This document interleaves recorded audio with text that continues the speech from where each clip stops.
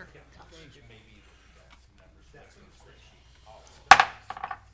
The meeting will come to order. For public information, a copy of the Nebraska Open Meetings Act is posted in the back of this meeting room on the east wall, if anybody needs to see that.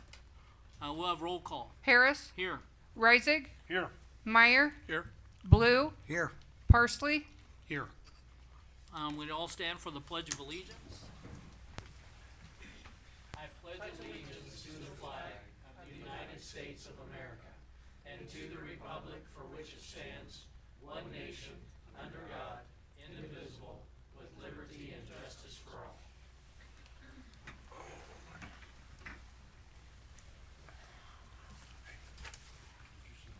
Okay, want to welcome everyone.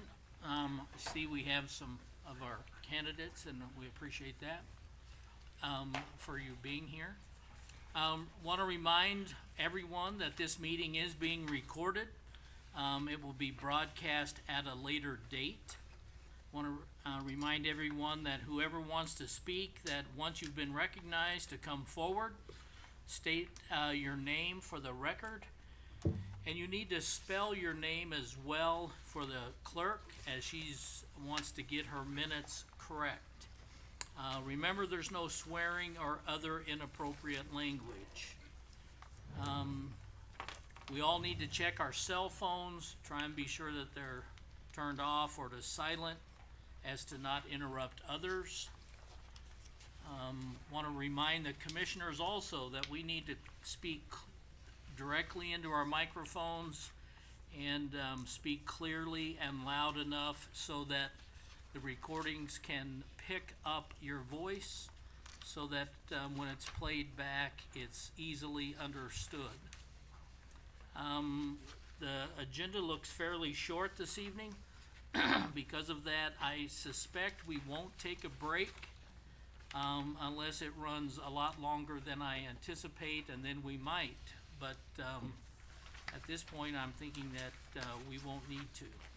Want to welcome back our attorney, Jason Ocean, who was gone on a literal climb up the hill.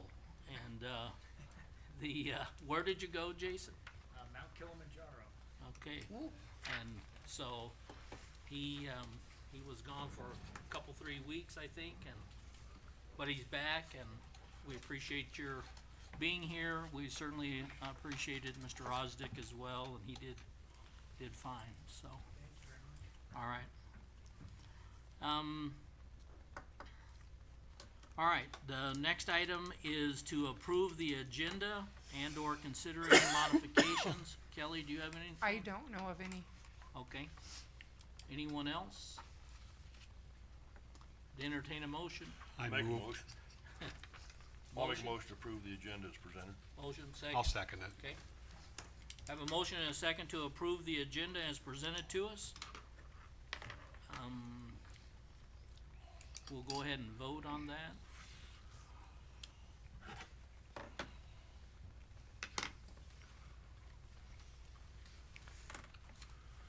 You have 5 yeses. Motion's carried. Want to remind everyone that the board reserves the right to enter into closed session if deemed necessary. We do not have any executive sessions scheduled for this evening, but we always reserve the right to go into closed session if we deem necessary, along with our attorney. The next item is the consent agenda. The consent agenda is intended to be approved by one action for all items, unless someone would like to consider one of these separately. Is there anyone that would like to consider anything separate? If not, I'd entertain a motion. I move to approve the consent agenda. Is there a second? I'll second that. Have a motion and a second to approve the consent agenda as presented. Any other discussion? Hearing none, we'll vote.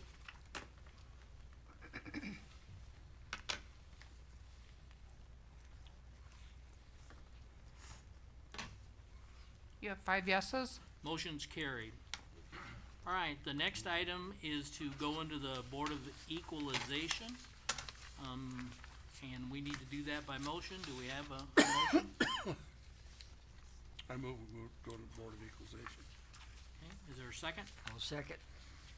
Motion and a second to go into Board of Equalization. Any other discussion?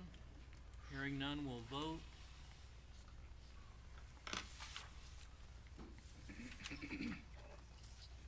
Ken?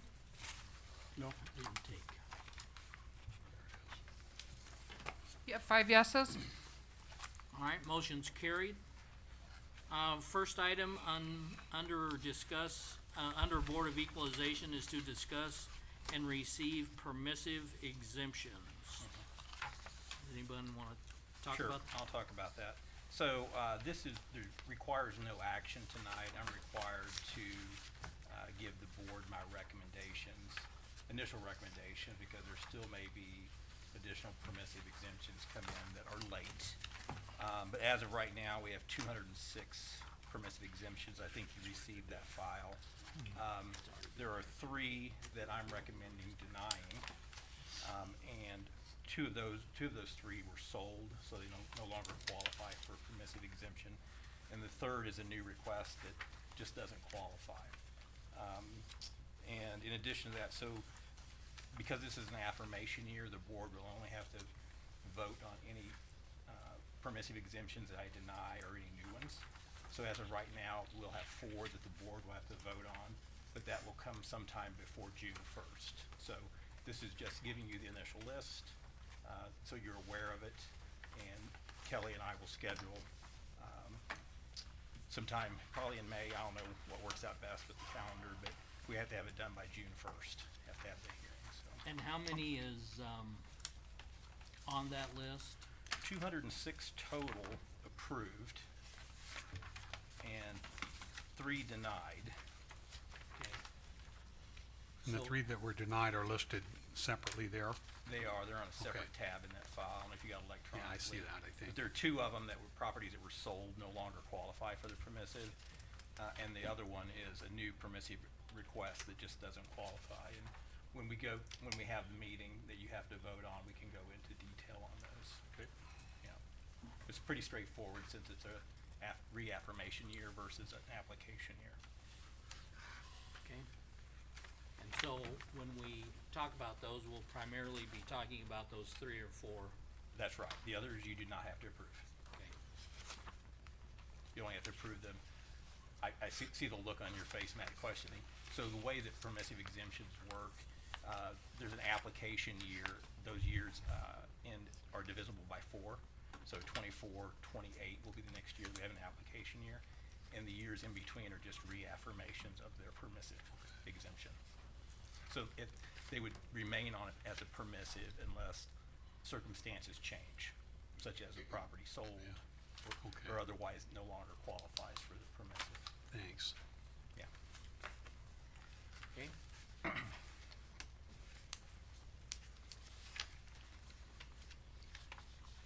All right, so I guess that is the discussion, and we did receive them in our packets, They are.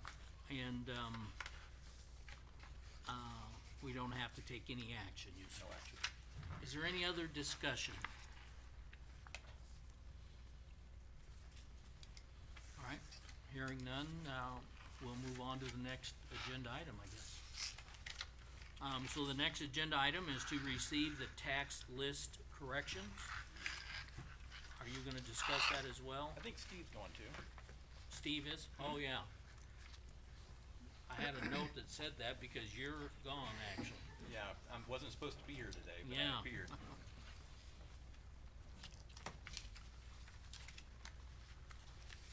So we received a audit list from the state regarding homesteads, and they go back for 3 years, so in 22 we had 78, and in 23 we had 7 that were audited by the state, returned to us. We had to do tax list corrections, and they were all in the favor of the state, so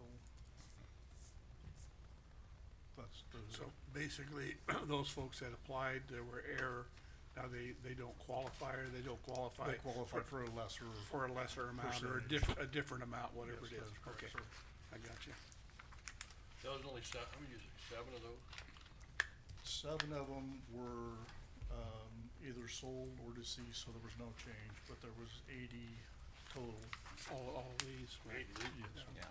This whole pile. And those were towards the So we state, talked they about were this at our state? last meeting, and I warned everybody that we had just gotten that audit list. Right. And we don't have a choice in it, we have to do the tax list corrections, because the state is the one that reviews and approves the income side of that application, that homestead application. And unfortunately, it takes them quite a while, at least 3 years, to do their audits, because they gather IRS information. They've told us this year in a meeting just, I think last week, that they're working to do them quicker, because there was a big uprising, I think, from the assessors statewide, that we're getting them so late. So again, I wanna be sure I understand the process, but those homestead exemptions are filled out by the homeowner. They're turned in to Kelly's office? The The assessor's office. Robert's Assessor's office. office, okay. So they're turned into your office. We don't make any kind of determination on them. They get sent to the state, isn't that correct? That's correct. That's where they're The only verified. thing that we look at is, do they exceed the value? The home because- value. The home value, so there's a limitation there. Okay, But everything else regarding income is determined solely by the state. okay. So this, whatever the issue was, or, whatever, caused them to be, wrong, so to speak, was looked at the state, had nothing to do with what we do here. That's right. So the information that the taxpayer would have initially provided would have given them a certain level of qualification for the program. After they did the audit, compared it to the IRS documentation, they determined that the income information provided by the taxpayer was not accurate. When that application is made, Robert, do you receive a copy of that, income tax stuff? We do not. So the only time it's ever verified is once it gets to the state, is that correct? That's correct. It comes through our office, but we just send it to the state. Right, but with their verifying the information with the IRS information, the state is not allowed to give the assessor's office any of the IRS information that they use to change the qualification for Okay. those taxpayers. Okay. It's a big no-no, they won't do it. So But if, go ahead.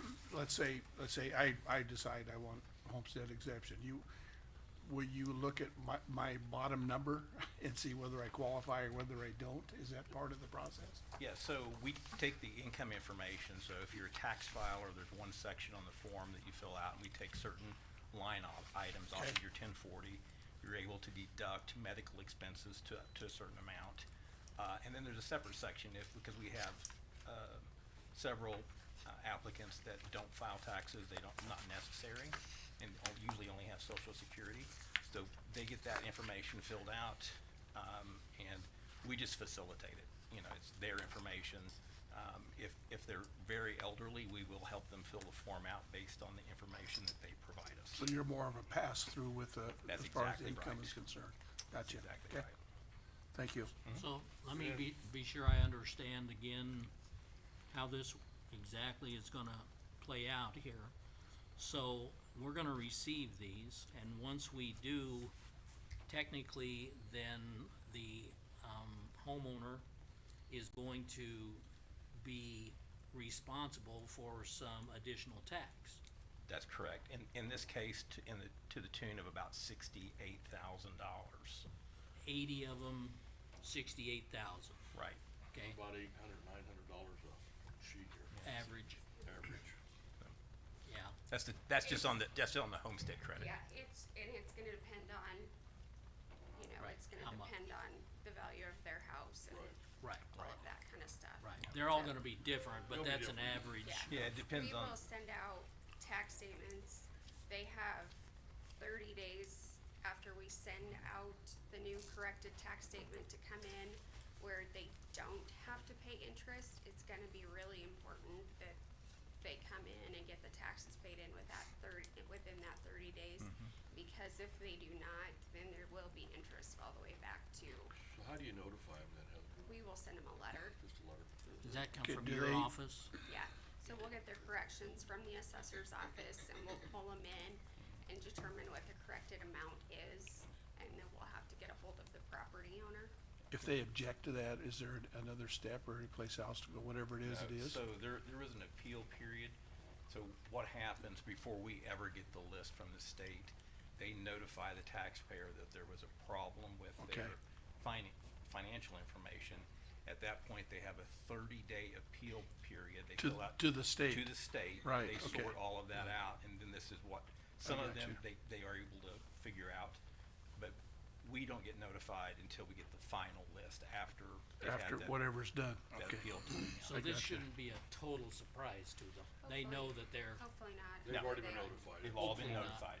Yeah, They've all been they've notified. They've been notified, they have the opportunity to appeal if they disagree, whatever the state comes back with is the final thing. They can't come to, like, tax protest and appeal to us. No. Okay, thank you. all right, thanks so much. Have we ever had this many before? No, we usually have about 20, 15 or 20. And in talking with fellow assessors across the state, it was an unusually high volume for many counties. Oh, not just us. So Not just statewide, us. they're seeing a An increase. significant increase. And that was, we have a coffee talk once a month with the Property Assessment Division. That was a week ago. And they said that they realized that there were more, that they actually stepped up their audit process. So that's probably why they had more, so, it is what it is. But that's what their explanation was, that they tightened their audit procedures, and that's why they had more exceptions this year for everybody. Okay, so at least my understanding here is we simply need to do what we normally do on tax list corrections. That's right, And that's, vote to receive them. Would that be correct? correct. All right. Any other discussion? All right, entertain a motion. I move that we accept the, tax list corrections. There's a second? I'll second it. Any other discussion? Hearing none, we'll vote.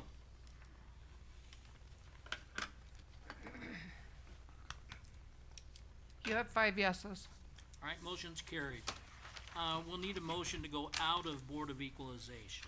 So I move moved. to go out of Board of Equalization. All right, so let's recognize, okay, Well, Matt, that's- and you're second? I'll second it. Okay. All right, so we have a motion and a second to go out of the Board of Equalization. We'll go ahead and vote.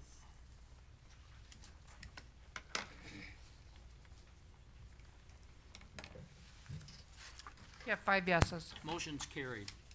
All right, we'll go on to the general agenda items, or item. Discuss and consider cash vest agreement. Heather? Right. So, kind of in an effort to see where we can, work on trying to make more interest with interest rates being so flexible right now, NACO, and National, NACO, both Nebraska and National, recommend a company called Cash Vest, 3+1. And they're a company that, they go through, cash on hand, they go through budgets, and they make recommendations as to how, like, better ways for the county to invest money, to potentially make more money. And so I have Kevin, and Kevin, I'm gonna butcher your last name, tell me how you say. Kevin Taborek, it's all good. Okay, no problem. all right. And he's a representative of Cash Vest, and Robert and I have been working with him for about the last month and a half to try and put together something for Scotts Bluff County. And I'm gonna go ahead and let him show you the presentation, and then when you have questions, go ahead and just let us know. Okay? Thank you, Heather, I appreciate it. And by all means, if there's questions during the presentation, please don't hesitate conversation going as much as we can. Thank you for your time tonight, everyone. I'm gonna share my screen, and I have a presentation which I believe you've received as well. But yes, my name is Kevin Taborek, and I work for a company called CashFest by 3+1. We are proud partners with both the Nebraska Association of Counties as well as the National Association of Counties. And we're actually one of only a handful of companies that the National Association of Counties endorses. Our goal, as Heather said, is to provide data and transparency around the public funds that you all are responsible for, to make sure that every dollar is working as hard as possible it can for the county and for the taxpayers. At a high level and 1,000-foot level, we are not a bank. We're not a broker-dealer. We're not an investment advisor. We don't sell investments.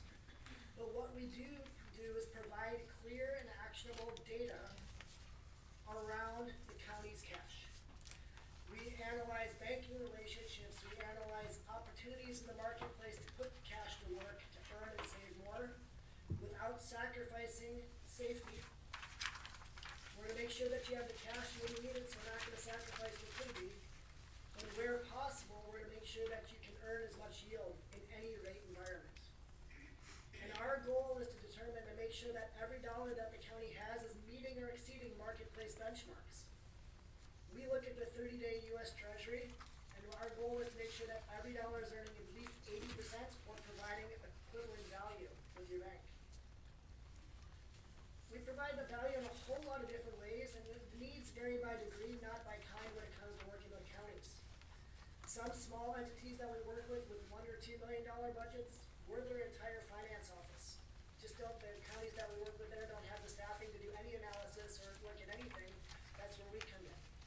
We work with entities with $7 billion budgets as well. We fill a different role for those entities. But at the end of the day, we want to make sure that you all have the data and the analysis to provide a roadmap for why and what you're doing. We provide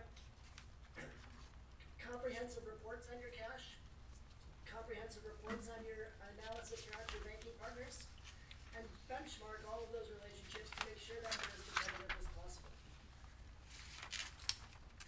On average, when we're looking at an entity's cash and liquidity, we find about 73% more cash, or 73% of the cash is not meeting or exceeding those marketplace benchmarks. When we start identifying this cash, we find other resources to reallocate them to, whether it's LBs, whether it's maybe CDs at your bank, or treasury bills. We'll look at different opportunities based on your cash liquidity and what could be done. We're not saying what you should do, but we're gonna provide data and analytics around what you could do. Ultimately, you all make the final decisions. But over the last 10 years, we've helped generate over $4.9 billion with the B by just finding these underperforming pockets of cash and finding other resources to put them to work. Kevin, Now that's yes, go ahead. I'm gonna interrupt you, for just a bit.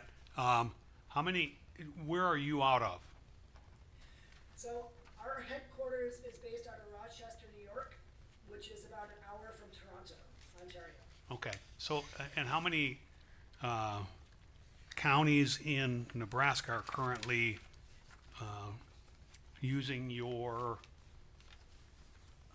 company or your, The ones, the entities that we work with in Nebraska that I can share are on this list right now. So we work with the city of Lincoln, we work with Douglas County, Lancaster County, Region 6 Behavioral Health, and the Eastern Nebraska Office of Aging. These are the ones I'm able to share. Some of the entities don't want that to be out there. yeah, that's, We've helped generate about $180 million of additional new revenues for those entities strictly for the state, in the state of Nebraska. in the state of Nebraska, correct?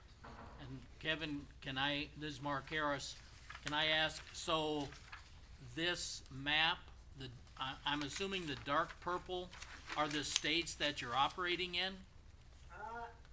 Correct. And the ones that are light colored, you are not operating in? We are not operating in as of yet, correct. Okay, We work in 38 different states, actually 39, and we just are working with a new entity in Alabama right now. all right.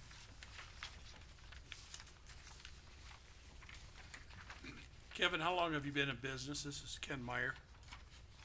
So we'll have our 12th year anniversary this year as 3+1. And we only serve counties, towns, cities, and other public entities, school districts, and higher ed institutions. Okay, thank you.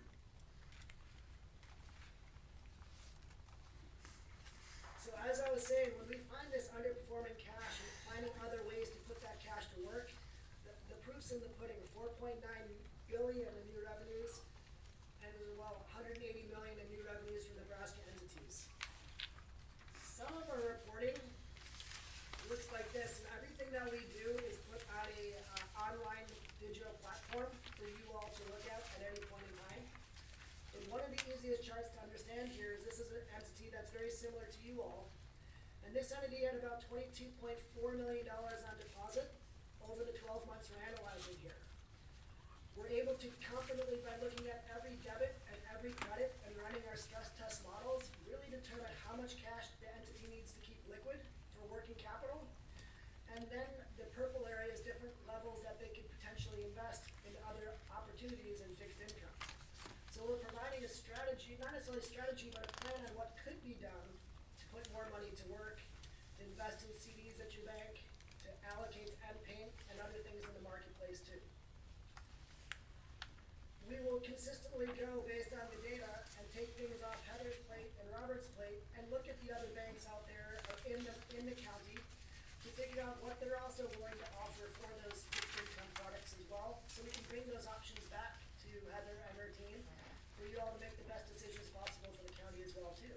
But that data can have meaningful impacts on the bottom line as well. At the end of the day, our goal is very simple. We look at cash in 3 different ways. The chart on the left is what most entities look like when they come to us. They have orange cash, that orange on the top. That is cash that is not meeting marketplace benchmarks. There's blue, that's higher yielding cash, that is meeting those benchmarks. And then there's purple, that's fixed income. Our goal is to move from the chart on the left to the chart on the right. Minimize that orange, that's underperforming cash, maximize the liquid blue where possible, and then maximize that fixed income to offset market rate volatility, help in budgeting, help in forecasting, and to make sure that we're meeting and exceeding marketplace benchmarks at all times. But the most important thing that we're gonna bring to the table is we're gonna help Heather and the county with an investment policy.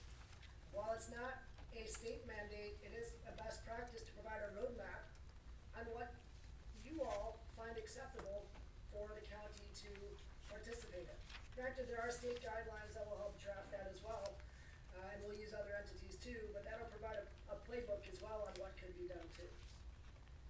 So at the end of the day, our goal is to be an extension of Heather's team, to help you all provide transparency with reporting on what and why and where your cash is going. And then again, at all times, to help you all meet and exceed marketplace benchmarks at all times. Kevin, what will you be doing that Heather doesn't have the option to do now? We have several lending institutions within our community, within our panhandle, actually. Those rates are easy to pull up, see what they're doing, how they're doing, whatever the case might be.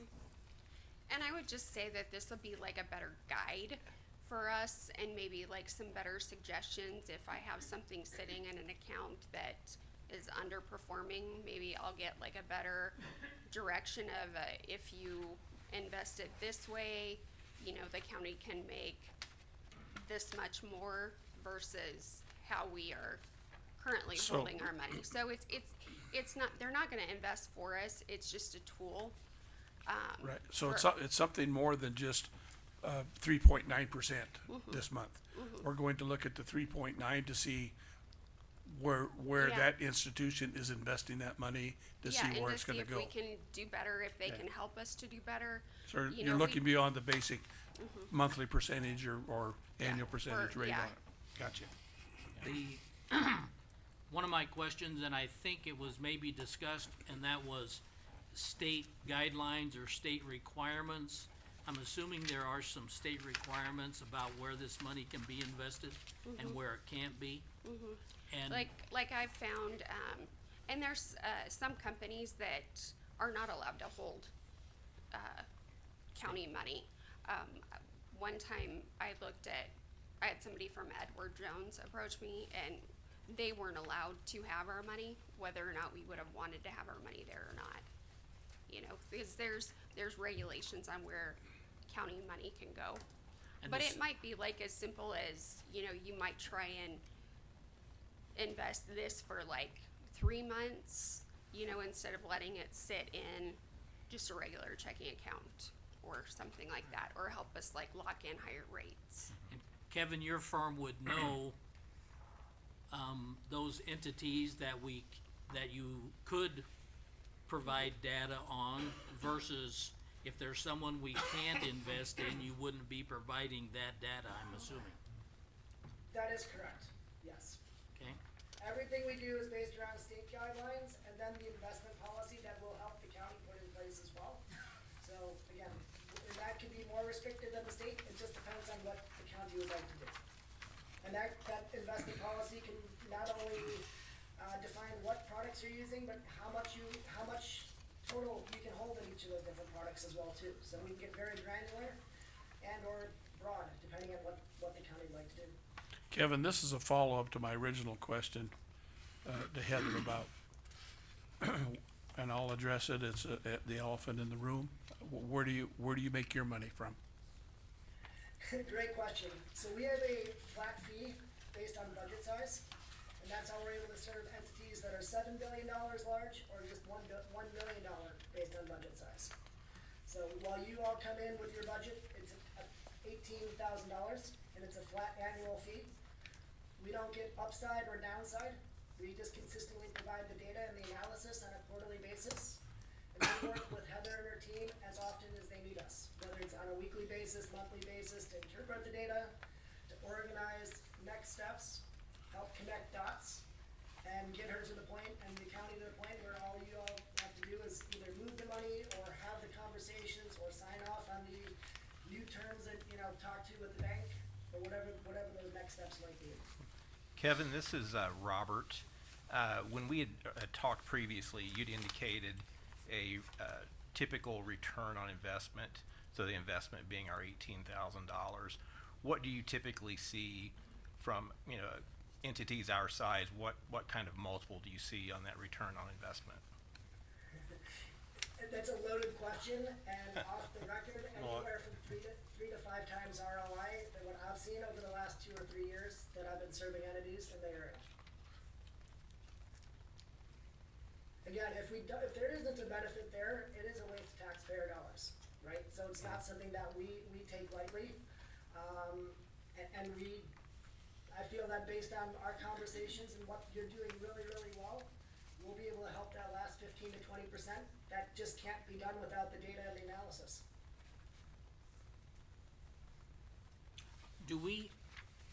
Don't we vote once a year and talk about what entities that we can invest our money in? Right, so, generally I bring you a list I do bring you a list every January of all the banks that have contacted me or that we have county funds in. And those are the ones that, without your permission, I can invest in. Now, if they bring me something from a different entity that's better, I would bring it in front of you guys to get approval before I moved those funds. So if it was a bank that isn't on my list, 'cause I think I brought you 8 this year. Right. And the majority are local, Most of them are local local. tied banks, but There's also, NPAIT, which is the Nebraska Public Agency Investment Trust, and they do work with NPAIT. And also, I think I brought you the one from Union Bank, which is UFIT or whatever it's called. But yeah, there's several across the state that I have on my list, but, you know, we could potentially bring you more if you don't wanna go any more outside of the county. That would be up to you guys. You know, if Right. I brought you a bank and you did not want me to transfer money there, that would be up to you. I know that back in the days when you know, I'll use the term 20 and 30 years ago, we really had banks that had local ownership, local ties, and now that's pretty limited. There is some, There are a one few. or two, but the There- majority are gonna have ownership outside our county, Yes, maybe even outside, maybe state. outside our state. And, so it seems like the loyalty isn't and we do there have, as much. we do have a lot, you know, in our local banks. And we do work with, like, Platte Valley Bank, for example. We work really well with Platte Valley, but like First National Bank, you know, that's a bank that, you know, at one point in time was local, and now it's, you know, probably not nationwide, but close. Yeah, yeah, So conceivably, what we've got here is for $18,000 a year. We may be actually using all of our local institutions, but moving it from one who is investing better than bank B or C or D down the road. And, okay, I got it. but Yeah. if we're only at, so ultimately, I think there's gonna be some decisions that come to the board that says, okay, how broad, how wide are we gonna open this up? And I think, that'll be a question that comes And- up. Yeah, and generally, you know, I have the authority to invest, but this is something different. So this is something that would be up to you as to whether or not we would wanna pursue this, you know, but even if we made an extra $100,000 a year, you know, based on, you know, a very cautious, you know, 3 to 5%, that would be more money than we had. or You we're gonna already have the ability to invest with whoever you want to. We do. Yeah. What this is a It's third, just kind of a yep. third party telling you, I think if you Like move it here maybe- to here. Like whatever. maybe if you move this much money from here to Right. here, you will make more. Because like I said, it's just, I tend to be very, very conservative with county money, as I should be, even though it's, because I want to play it safe and make sure that, you know, we can always pay claims and, you know, do the things that we're supposed to do. But I wanna also make sure that we're making the appropriate interest for the amount of money that we have, that passes through here, and the amount of money that we have, on hand from day to day. Ken just said something, he said you have the authority to invest kind of wherever you want to. Is that wherever you want to regardless of what we voted on before? Well, I have the ability, you know, with the resolution that you give me, I have the ability to invest within those or within those companies that you guys have As per our approved. guidance. That we gave We've authority. already Yeah, approved them. you've already Right. approved those. And you have the authority to go in any of those. In any of those. But you don't have, I'm assuming that we don't go outside of that.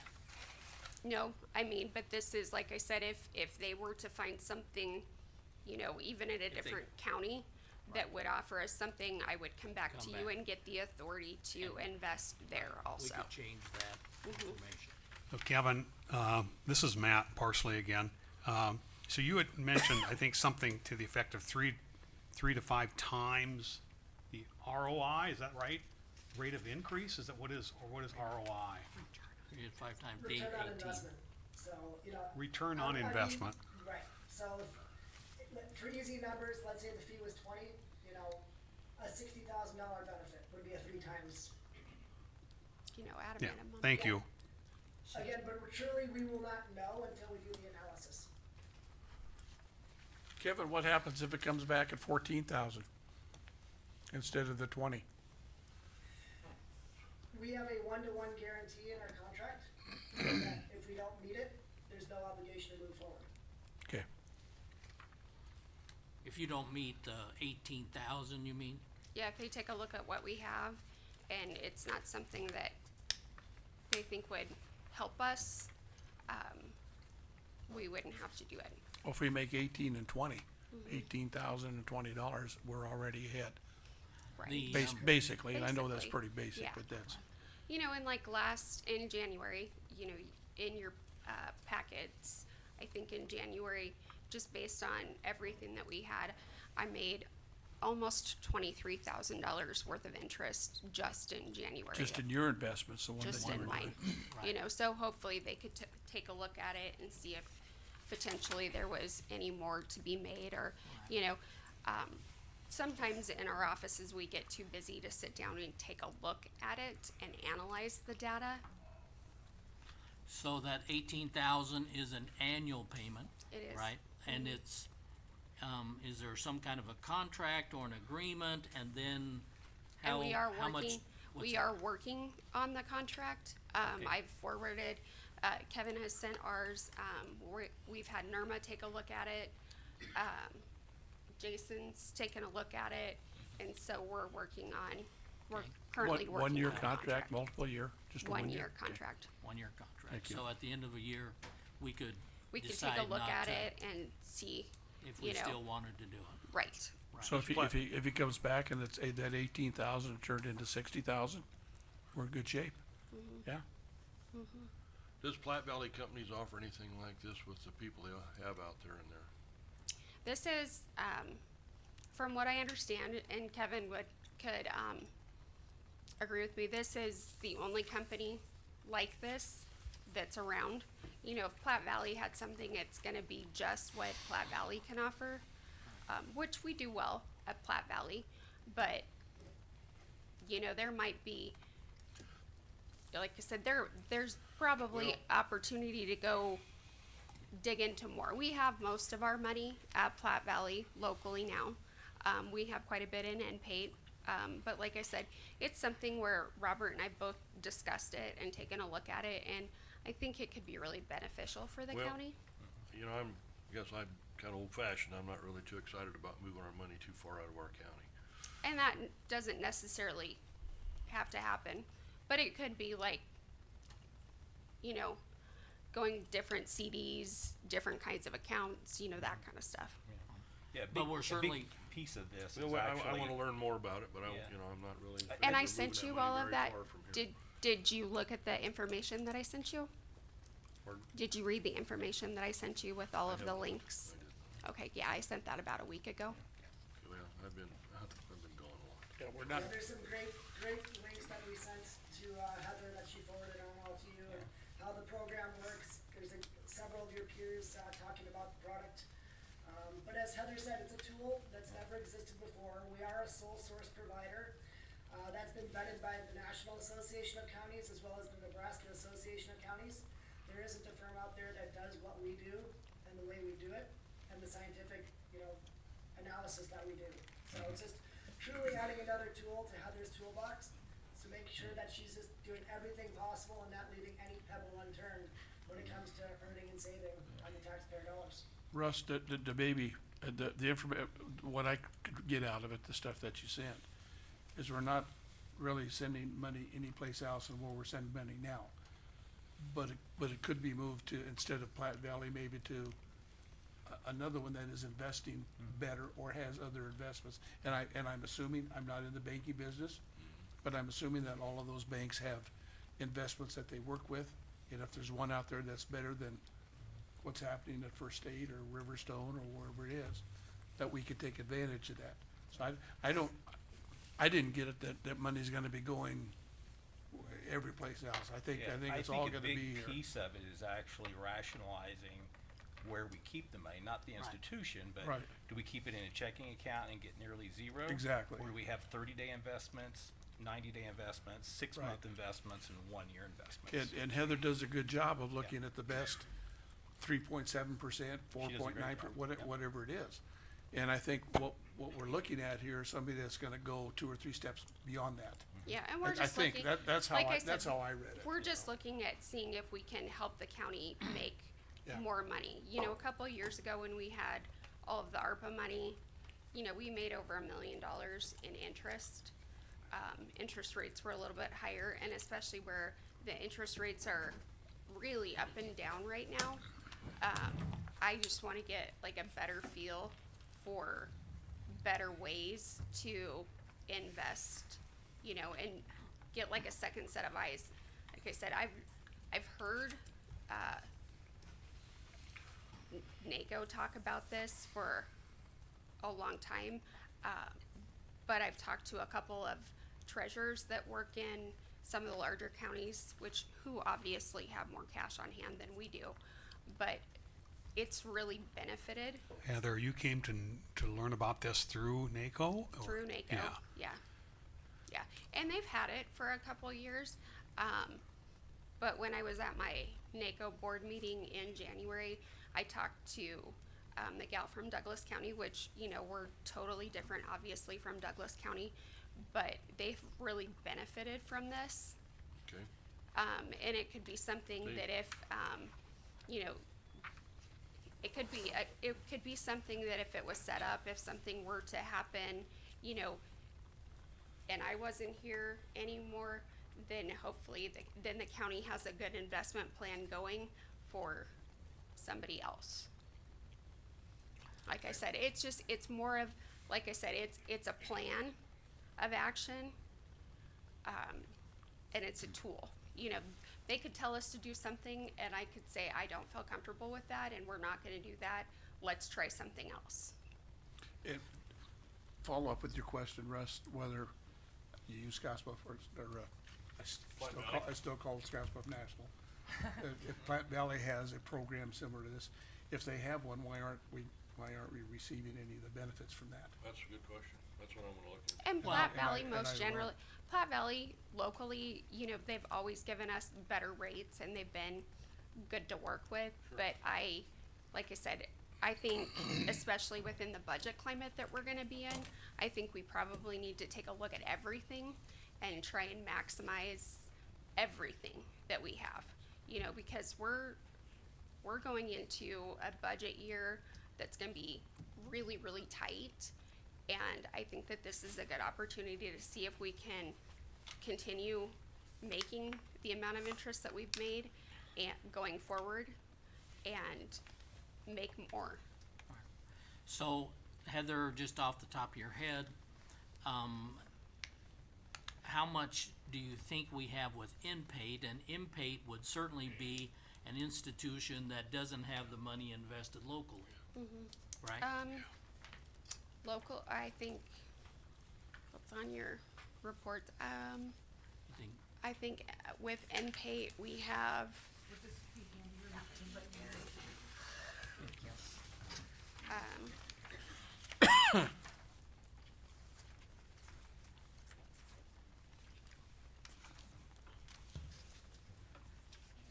I think it's with NPAIT, we have just under 2.9 million okay. invested in NPAIT right now. Okay. But that's not local. Not Right. at all. That no. would be It's- considered not local. That's, yeah. And so, And it's a wonderful liquid tool too. Those rates can change tomorrow. So that's where our fixed it, but that's where our analysis can help mitigate some of that risk as well too. That if the county decides that there might be a CD or a US Treasury or something out there that might make more sense, that's where our data's gonna come in and help provide that guidance. is all of, Heather, one, Go ahead. go ahead, Kevin. while interest is really important as well, and the conversation's been there, the other aspect of things that often gets overlooked is our analysis is also gonna benchmark your banking relationships as well too, just to make sure that you're receiving great value from your banks. And we can benchmark those as well too, so if we can help save $1 too, that's $1 that you don't have to tax as well. So there's that other aspect of things that we're gonna look at on behalf of the county, and maybe the bank has other products as well that can really help streamline processes and help build redundancies where needed as well too. So that whole aspect often gets overlooked, but it's very important as well. Well, I guess the thing I like is if we don't, and 18,000 is the number, if we don't get the 18,000, we're still, Spend the 18,000, right? I mean, if they make us 14,000, we spend 14,000, so we give away up all of our interest. We're Yeah. gonna be giving away whatever we did make. whatever it is. But Kevin, I have a question for you. This is Russ, Commissioner Isaac. You Yes. show here you have a $4.9 billion in revenues. Is that accumulated over the 12 years you're in business, or is that an annual annual value you're accruing? How's that count? That's over the 12 years, the benefits that That's we've what I thought. generated. But Okay, you have thank to you. remember that like 5 years ago, you know, just for example, interest, like, my best rate that I was getting was like 0.5%, which, you know, obviously I give you that report every year with the interest and tell you, or every month and tell you how much we're getting. But, you know, I think even just looking at my spreadsheet, there's obviously room to grow in with some of our other banks. So Heather, the in-pay, I've read through that list of participants, they're all Nebraska, aren't they? The Nebraska Public Agency Investment Trust is Nebraska. That's what I PMA, the company that, runs our NPAID accounts, they are actually based out of Illinois, but I do work with, a representative outside of, or that's in Lincoln. And in-pay, do they not, they accept money to be put on deposit, but don't they also loan money as well, or not? I believe they're just investing, Investment only? yeah. Okay. And NPAID's looking at CDs, they're looking at, you know, they have daily rates. Some of our investments are in daily rates. I have a couple T-bills, I think, in NPAID. I had one that just redeemed the other day, so, you know, we'll get more interest next month because I had something redeem. But, you know, we'll wanna take a look at it and see what's the best way to, invest it going forward. And so, Kevin, you mentioned you would be looking at other things like other incidentals. Are you talking about fees and other incidental expenses that the bank would be charging? And you'd be looking at those as well to help make a comparison? Yes, sir. All right. Yeah, we do that every report. We're gonna come back and show what's going on, the value you're receiving from all your financial partners, and keep figuring out other ways to earn the same point. So, did you say that there's some kind of a, one-for-one, did you say guarantee, or Right. not? So in our initial report, you know, the way we collect our data, we look at the transactional data over the last year, preferably 2 years, of every debit and every credit with every financial institution that the county works with. We'll run our analysis, we'll sit down with Heather and Robert and go over our first report. Typically takes about 3 weeks from the moment we sign a contract to the moment the report gets delivered. And in that report, we're to go through our findings and say, hey, this is what we believe we can accomplish by doing X, Y, and Z. You know, do these things make sense? Heather and Robert will say, yes, this actually makes sense, let's move forward. And typically, we see about a 3 to 5 times return on investment or an opportunity in that report. And when we find that, then we go ahead and we work together to realize those benefits. And each quarter, we'll run a new report and find more opportunities, or maybe keep working on the other ones and just the baby steps to get comfortable about moving forward. But again, we work at Heather's pace and Robert's pace and all your pace as well too, to deliver what you're looking for based on what the data says. So at the first report in 3 weeks, if that didn't appear to be on track to generate the 18,000, then is it at that point that you would say, hey, we don't think we're gonna be able to help you that much? Yep, That's when we would hear about it, that is correct. okay?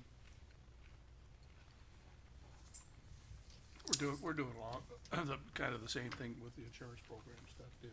That's what that third party is doing, is looking to see what is the best rates and coverage and all the other stuff. So I mean, I don't particularly have a problem with it at all. I think it's we've got some guarantees here with it, obviously, where I don't think we're gonna lose any money on it. Although I've got a guy can turn $1,000 into $300, so quick, make your head spin. And if he shows up on that list, I'm not gonna vote for it. You're not gonna vote for I'm that not one? gonna vote for Okay. it at all. I could So probably do with that, for- I would make a motion to contract with CashVest and leave it up to Heather to do the contract. Are we ready to do that? I don't think we're looking at that yet, are we? Well, says if you discuss wanna and make consider. it says discuss and consider the agreement. So if you Right. agree that we can continue to pursue Yeah. this, we do not have a contract yet. Right. We will let you know when there is a contract This is only for an agreement. finalized. This is just an agreement for us to Yeah, keep and working. that's kinda what my motion said. is Okay, to- is you're to- Yeah, just for an agreement, yeah, we're not, yeah, this is not, Well, this I is thought not I a- heard the Yeah. word contract, and what we're doing is we're gonna give him the data. agreeing in concept to see a contract at a Yeah. future date. to discuss a contract in the future. Sure, that's Right. fine. Okay. If that's the motion, then I'm okay. That's, I think that's kinda what I'm That's pretty sure that's what I basically said. what you said, yes. For So anyway, clarification, my motion stands. Okay, for clarification, can we have that, motion read, so we understand what it is that we're seconding and voting on? Sure. I don't know if you have it written yet, if you would like to re-clarify it, Sure. or have her read it. My motion was to allow Heather to move forward on a contract, basically. That may not be exactly Getting- what I said, We're about- But gonna, an But that's- agreement, An We're- agreement An to agreement. proceed towards Towards a a contract. contract. towards a Right. contract.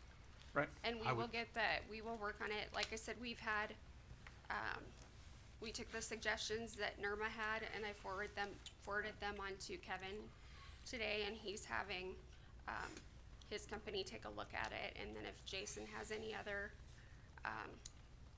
suggestions. You've been awfully quiet over there. Yep, and I've gotten Yeah. those to Robert. And I forwarded those to you today. So the next time we talk about this will be to approve And whatever we'll have a contract you've worked out. I will second that motion. Thank you. okay. Okay. So I have a motion and a second to, continue the process of trying to, And like I said, this, Negotiate a yeah, contract and and put this it is together. just for the benefit of the county, just to make sure that we're heading in a good direction with our investments and to create an investment policy for the is county. there any way we can open that up to be sure anybody else that can make, come in with a similar agreement locally, that they're as well can bid on this as well? I think we only have one bid here, I think we should be taking more than one bid. And there on is anything only one anytime we're company spending that, money. yeah, Pardon? and, yeah. I don't think that it's required to have bids since it's a service that they're gonna be providing rather than a product. And it's also less than the bid amount. It's a contractual service. right, and so, if there's someone else locally that would do that, that'd be fine. Yeah. I don't think there is, and certainly it wouldn't be appropriate for one of the banks like Platte Valley to do that. If they, unless they're gonna say, hey, we're not gonna take your money anymore, we're just gonna give you advice, then maybe that's fine. Yeah. But they There's can't do both, nobody- they there's can't do nobody- both. There's nobody in investment type stuff here that can guide us on that? Well, This is kind Sure of they a, this is kind of a, it's, yes, it's a niche. a It's. disinterested third party that's Yes. offering the information. If And I you're, think if, that's And critical. there is only one company that does this for public entities. if you were approved for Edward Jones or for Wells Fargo or anybody else, that's what they do. That's how they make their money, is to look at your investment and do the very best they can with the money Basically, yes. for the same That thing. is very good. But we're not approved for that. We're approved for the lending institutions that you have brought to us. Or- Because or- public or- cash is, it's different, Right. it's, yeah. Or the guy that I've got. You can't this use would- him either. I would say that that's probably like for public companies, this would be our version of that. Right. Mr. Chairman, I call the question. Okay. Any other? I guess we're done with discussion with that, so. So again, the motion is to, continue, the process to move towards a potential contract to be brought back to us. All right, so, we'll go ahead and vote.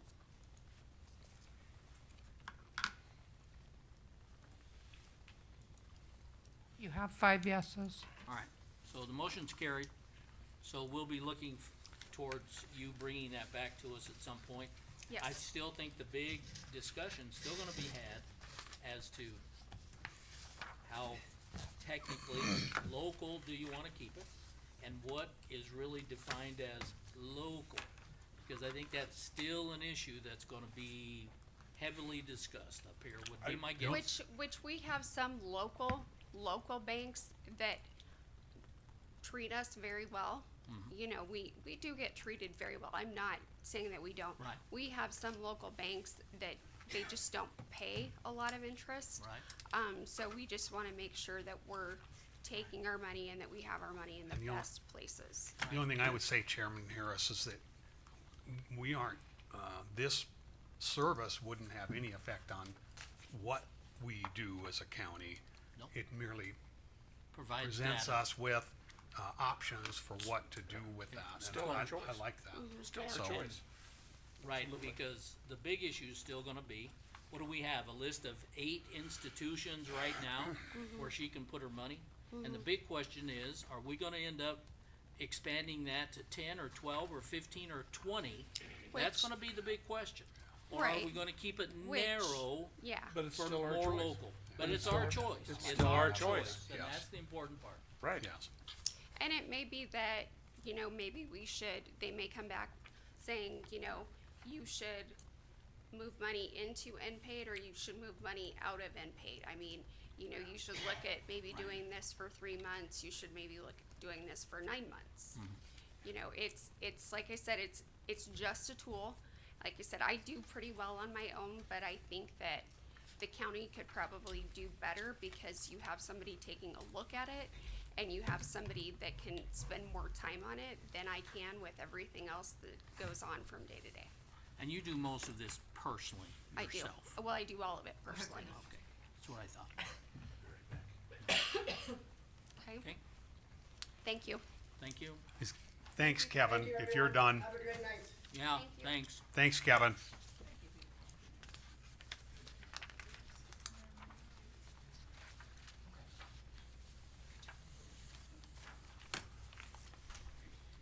Okay.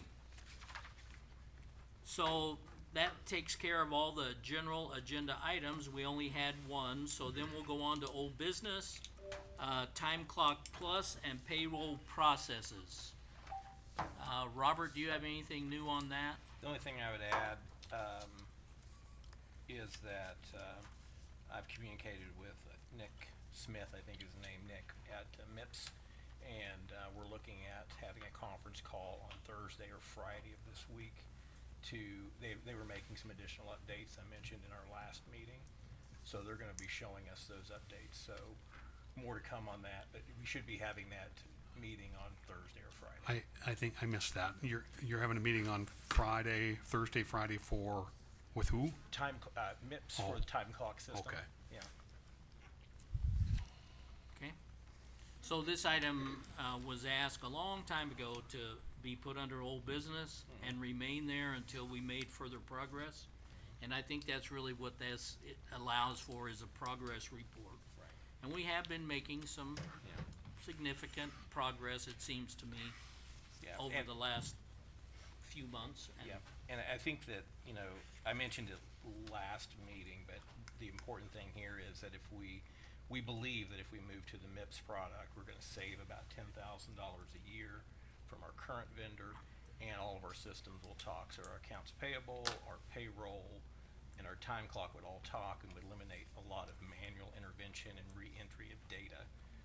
So, How much a year? 10,000, That's how much we'll save. yeah. And that's not counting all the intervention you pay for right now.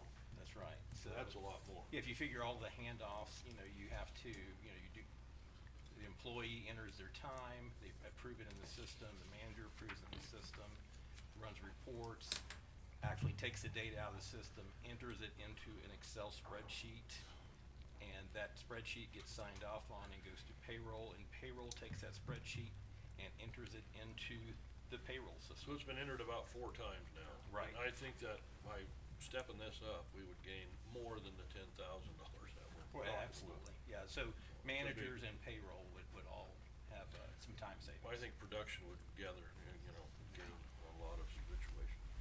All right. Okay, anything else on that subject? No. Heather? I was at my MIPS Board of Directors meeting last week, and I kind of saw some of the updates to the new MIPS time clock system, which it's gonna be a little while before the MIPS time clock system is ready, but I know that they're working on trying to get a conversion, so that our time clock plus data converts. But if we switch to the MIPS time clock system, when it's up and ready, you will be able to, I mean, there's different upgrades and different things that everybody can do, like your road person can clock in and it picks up their geodata, where they're at. It'll be a good system when it's up and running. And I know he said that, they were working with Steve on some of the stuff for the weed department, trying to get them better maps with the weed departments, so that they can have an actual map online of where noxious weeds are within the county. So there's a lot of good information that MIPS has and has out there, and there's a lot of stuff that we're working on as a board, that'll be good for the county once we get up and rolling. Well, didn't they say that some of that was ready to go now? Some of it's ready to roll out, the way they talked at NACO. Yeah, so when I talked with Nick and, Derek, sorry. Derek. Lost his name there for a second, at MIPS, they wanted to hold off through the month of February. You and I had a demo Yeah, in, by, MIPS in December at the NACO conference, but they had some additional things that they were developing, in the month of February that might get us incrementally to a beginning point where we start using the system. That's why Nick and Derek said, And hey, let's hold off until It's March. like, you're gonna see some stuff. I don't know if it's quite ready capability wise for what Scotts Bluff County needs. It's getting there, but it's not gonna be ready within the next 2 months. They were sure thinking it was at the time, but they said they were adding some other items for it. So They are Thank you, adding, Robert, yeah. there are, they're working on, in some counties, everybody clocks in one place. So they're working on options for that. There's also, in our county, everybody clocks in at their computer, so They they're already working have on, that. different versions of all of the things, and they're working on, I would say that over the last probably 4 years, I think the MIPS staff down there working on all of the things has probably quadrupled. It's kind of just amazing, having been in there before and seeing what they've got going right now. They're working on a lot of stuff for counties right now. And I do know that the time clock system is a big one that they're working on to coordinate with the clerk's package. They've been on that a long time, so I think when we first started talking about, The MIPS, I will tell you They've that the been on the MIPS long clerk package is one of those things that, there's so much that package does, because it involves taxes, it involves, payroll, it involves claims, it involves so many different things. It's kind of a huge monster, and so they've been working on really reining it in and getting it going. I'm sure. it's a And big it deal. is one of those things, I mean, and I would say even what we're using right now, how are you doing using it? Yeah, I I'm mean, even learning how to look things up myself. yes, Yeah, yes. and part of that new package that rolled out, part of the clerk's package, obviously payroll, the accounts payable, part of that was the budget. So we have initial data input into the system for the last couple of years. We're trying to reconcile a couple little items, and then we can start putting new information in there. So our goal is to use that for this upcoming budget cycle, that new software that's available to us. But no matter what, we're at the mercy of MIPS as far as how And fast it's they can coming, get like, I things think going. when I was there, I could actually see, Charlotte entering all the names into the employee portal, information, and that's something that, we asked for them to build, so it's there, and they're getting ready to make it so that employees can pull up their own pay stubs, pull up their own W-2s, and have all that information, right there when they need it. Yeah, actually, it's available now, and there's a handful of people that have gotten it to just test it. So that's actually gonna be rolled out really soon. Everybody, there'll be a website you can go to, get your pay stubs, get your, next year, not for this last year, but next year, pick up your W-2. So that's something, other companies have been doing that for a Other really long time. companies have been doing that, but yeah. Yeah, but it's gonna be a nice But enhancement actually- for our folks. Saw Charlotte had entered all of our, he said he was looking at the screen and he could see all these log changes from Scotts Bluff County, and it was because Charlotte was doing all the stuff. So I could see it populating while I was in there. Yeah. And they're doing a lot with GIS, and they are doing a lot with, appraisal, so those will also be, opportunities for the county to think about using later on down the road. Okay. All right, thanks for the update. Thank you. So the next item is the USDA Wildlife Services Program. We've been putting this on the agenda, same thing, hoping for some new information, hoping that we'll get some new data from, we've been waiting on other commissioners and what some of the other counties have been doing. All I can say is, we do have our NACO regional meeting at Bridgeport on March 25th. And I think we absolutely, as we all know, we have breakout sessions, and when the commissioners go to their breakout session, we have to bring this up, and we're either gonna, try and keep doing something collectively, or we're gonna have to just do our own thing, in my opinion, and figure out if we wanna do anything. So, but anyway, we do have that meeting coming up in just, 4 weeks, 3 weeks, and we can try and finally get some kind of a thought from them, but then I think we've kinda gotta move forward after that. But I think we're under statute to do something, aren't we, Mark? Isn't there some sort of a statute out there? Well, yeah, I had that in my packet here. I have to get it back out, and Jason may have to look at it with us, but by statute, we can be held liable for some expenses. Yeah, they're gonna hold it. We never have been really, but Yeah, Never it's had up a to claim. $1,000. up to $1,000 Anybody knew about statute? per constituent or per request, I think. But I don't know that we've ever been asked to do that. But when when we were contracting with the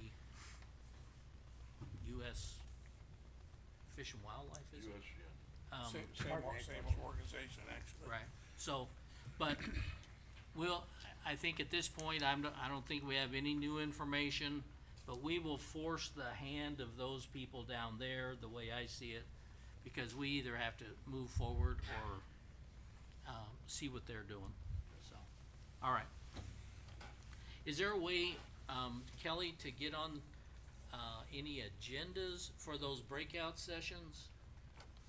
Do you know who, is in charge? Susanna Batterman is your president, I could talk to her. Yeah. I know. but you better Susan. hurry up because, they sent out, Notices. well, they sent out like a tentative for the business, but for your breakout sessions, you might give her a Mention call her. right away, yeah. Okay. I'll try and do that. Who's planning on attending that district? I Okay. plan to. And, I'm you know, gonna I try think to, that, but You need to we've go. certainly had more than 3 people there, I think, in the past. It I doesn't think hurt that's- anything, That's hurt okay anything. to do that. We're So not don't gonna worry make about any that. decisions there. Right, we, we, Do a public notice that that's gonna happen. Probably. well, you I've can never figure had that to- out. What we've always tried to do is spread out and don't sit Right. beside each other. Well, there's No an different than a exception in funeral. there's an exception in the law Yeah. about continuing in, so. Right. Well, it's And so it continued can ed be and done. happenstance meetings also covers Right. that. So I think it's certainly. How many of you are registered for it is the question. Robert I'm said not, but I he registered plan me. on it. Right. And so, yeah, you need to do that right away. No, that was the other meeting that we were talking about the other day. Regional No, governance. I'm not registered. I'm not either, so you'll have to register. I thought that, we were, yeah, I that's a can different send you meeting. both the link if you'd like me to. You know, I think we all received Have, it have at some probably point. received we it did 2 get an times. email, we did get an email. Right. And a So we do link need for to get registration. registered for it. So, we'll talk about that, which is primarily prairie dogs, and we'll talk about that, And coyotes. and a few coyotes as well in Bridgeport. All right. We'll move on to public comments. Board of Commissioners will receive public comments on items discussed at this meeting or suggestions for items of discussion at a future board meeting. The board will not take action on comments presented, this date. So is there anyone here this evening from the public that would like to, bring up anything or discuss, anything? Now's your chance. All right, let the record show there were none. We'll move on to the board and staff reports with, discussion, and also wanna remind, anyone that while we're, talking about these things, if you would also bring up any legislation that you're particularly involved with, we would appreciate it. So I think we'll start on this side. Sheriff, do you have something? No, I don't, but I stepped up here to say that I don't. Okay, thanks. I figured you would ask. All right, appreciate it. Robert, you're my next in the line of sight here. Yeah, I don't really have anything. I gave an extensive update 2 weeks ago. Okay. So, nothing tonight. All right, Jason? Nothing tonight, thank you. Wait, no, not that easy. Tell us about this mountain climbing you did. Oh, Just give us the short version. Short version is, my brother and I, went and climbed, Mount Kilimanjaro in Tanzania. So it was about a week, get up and down and camp out every night and got to the summit, so 19,341 feet. So Congratulations. thank you Yeah. very much. Everything on the Tanzania side, you did, Everything's on the Tanzania side, yeah. Okay. Did you have to wear oxygen or? No, we didn't. The guides had oxygen available, but luckily didn't need it. And What's- that's what's real the- close to the equator, is that right? It is, yeah, just south of the. what's the height? The That height elevation? again, 14,000? 19. 19,341. So how does the temperatures change? They said it starts out as a, You start off in a rainforest and you end up by a glacier. is that right? And the oxygen is just, that's crazy. Yeah. At that. Slow going on summit night. How do Like- you train and how, where? He marathons through these meetings. Yeah, Yeah. mainly, just hiking as much as possible, you know. Locally. Locally was most of it, yeah. Right. Wow. What a deal. All right. I can Dean? almost step up off the street on the curb. Yeah. I'm getting a lot Getting better. better. I'm getting a lot Ken better. and I are thinking about it for next summer. No, you might be thinking about it, but So I can't recommend the monument to the Wildcat Hills enough. It's Yeah. a good training ground, so. There you go. Straight up, straight down. Miss Jackie? Nothing? Steve's back there. Kurt, Kurt? you can't pass up Kurt. Never pass up. We never pass up Kurt. We had a gamble and lost. Another fuel delivery tomorrow. With the current situation in Iran, our last tanker load was 224 a gallon. This one's 257.9 a gallon. So we've been using less because we're not running as many hours. If this doesn't get extended out beyond a few weeks, we'll probably see it come back down, but if not, if it does look like it's gonna be quite lengthy, we may look at doing a contract. What was the period between the last load and this load, Kurt? It runs us, we're between, about 6 and 8 weeks, depending on the Okay. usage. Kinda had a spike in usage the last few weeks. I don't know if detention was transporting a lot of people or something. Seemed to have quite a little bit higher usage the last few weeks. Can I have the amounts again, please? Last delivery was 224 a gallon. Okay, Current is 2.579 a gallon, and it'll be delivered tomorrow. So it isn't a big increase, but it's. 34 cents a How much? gallon, 34 cents a gallon, so.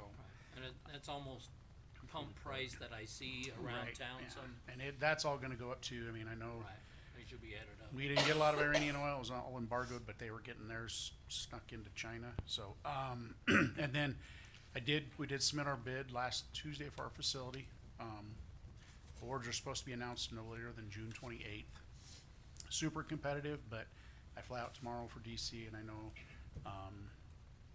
Senator Fisher's on one of the transportation committees, as is Senator Ricketts, two different committees that deal with transportation. So hopefully I can put in some good word for long-term transit financing, but also to potentially, maybe talk to the folks that, have some say in those decisions and see if we can get that. Estimated price is just over $17 million, and that would be 100% federally funded if we get the award. So, we'll know soon as, I'll let you know as soon as I hear anything, but, other than that, Okay. do you have any things particularly you'd like me to bring up? I do have meetings, all three of my meetings are Thursday afternoon. Meet with, Senator Smith or his representatives first, then, Senator Fisher, then Senator Ricketts. So, Good. go from there. All right, appreciate it. Ms. Heather?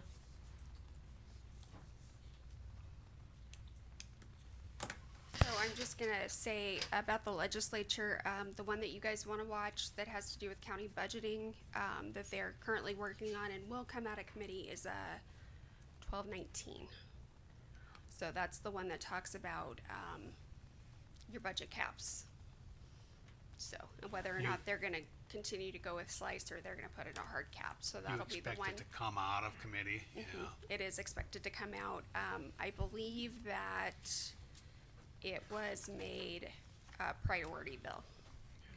So, Who's sponsoring that one? Von Gillerin. Okay. So, and then also we had our public tax sale today. We had more investors than we've had for a couple of years. I'm still running the data. With sending the extra postcard that we sent out in October, I think I took the shortest list up to the sale that I've ever taken, which was about 411 parcels. So it'll be interesting to see how many we have left. There is a new stipulation in statute that says that when somebody takes out a tax sale, they have to notify the property owner that they've taken out a tax sale. And as of now, the investor gets $150 to pay for their proof of service, and that goes into the certificate when I build it instead of after they notify me that they have notified the investor. So we did sell some low dollar parcels because they get that $150 automatically added into the certificate, but, so. Were they you said you had mostly local or not? No, and we don't really have anybody locally that comes anymore. They send local representatives. Adair Assets, sent 13 investors to us today. So they get 13 chances in the rotation? They have, 13 different companies, 13 different chances. I'm not quite sure how many. There's a company called Sower, and they work with the city of Gearing, and so most of the city of Gearing employees were here this morning bidding for the tax sale. I have most of our local investors actually come over from Colorado, but we did have a good group, and it went pretty smoothly overall. Good. All right, Thanks, Heather. Thanks. Cinda?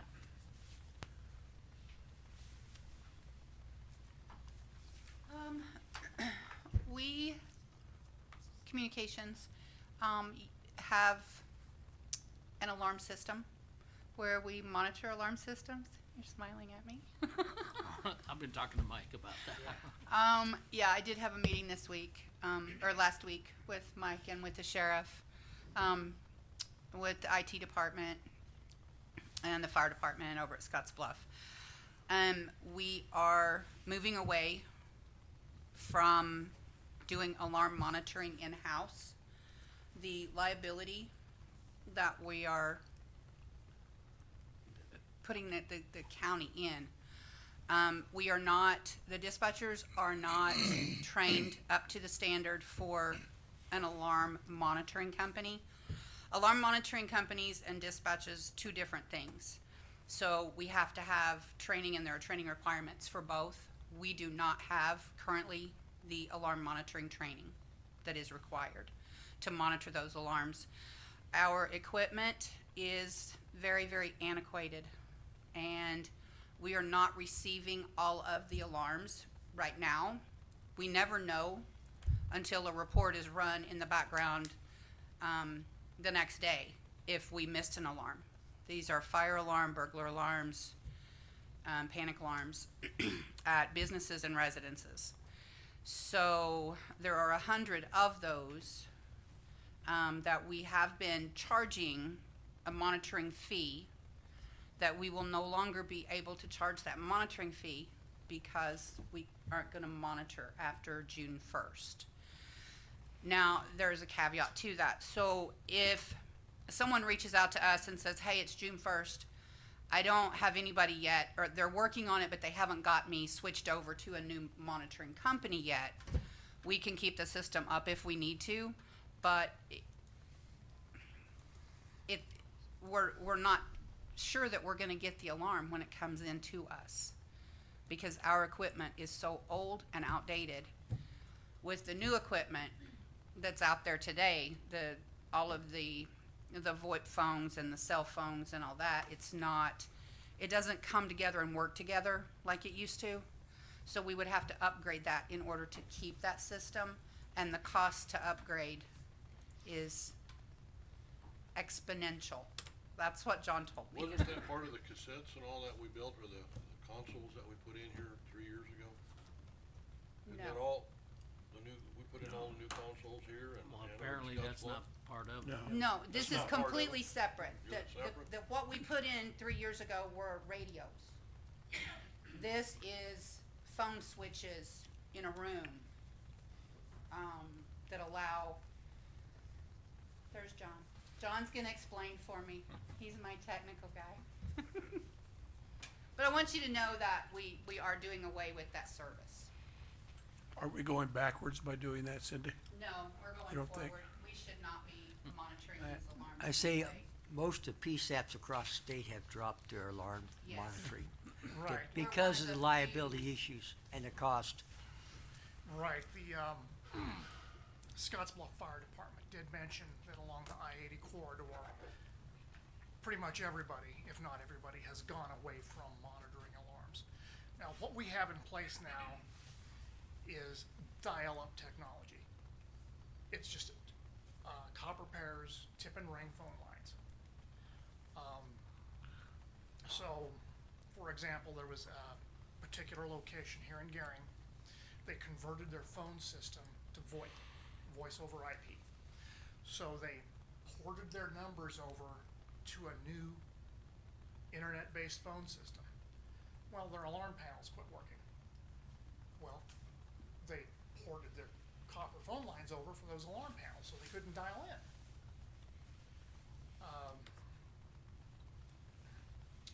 So yes, it is Ma Bell technology. It worked great for its time, but now it's they're using cellular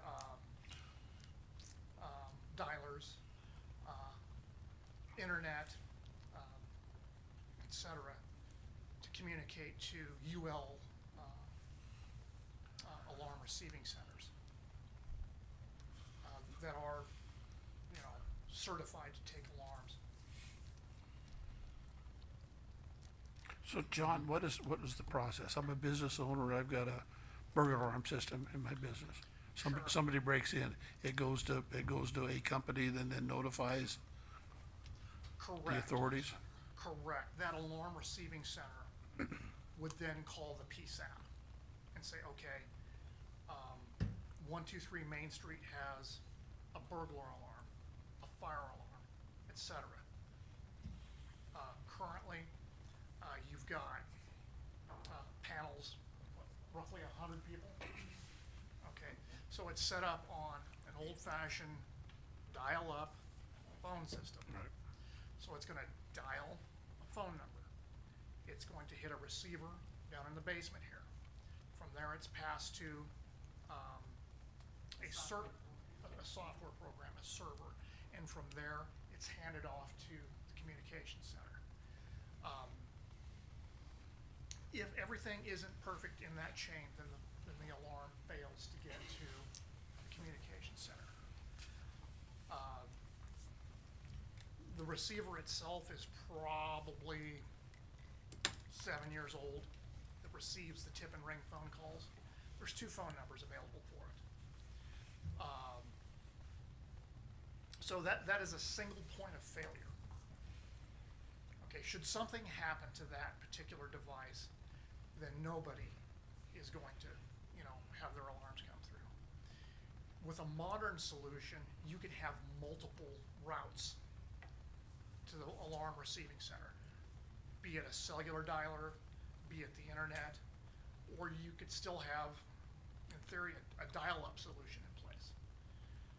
But the only thing we can offer is dial-up at this point. So it's just outdated and it's time to move on. Correct. There's companies that do that now, and I mean, I know you can have your deep freeze call you if your temperature drops. So I mean, there's a lot of alarms out there in the world. So. Correct. I mean, for like the consumer, yes, there are a number of alarm companies, not endorsing anyone but Vivint, for example, is one, an example that just everyday people can use. What's the name of the,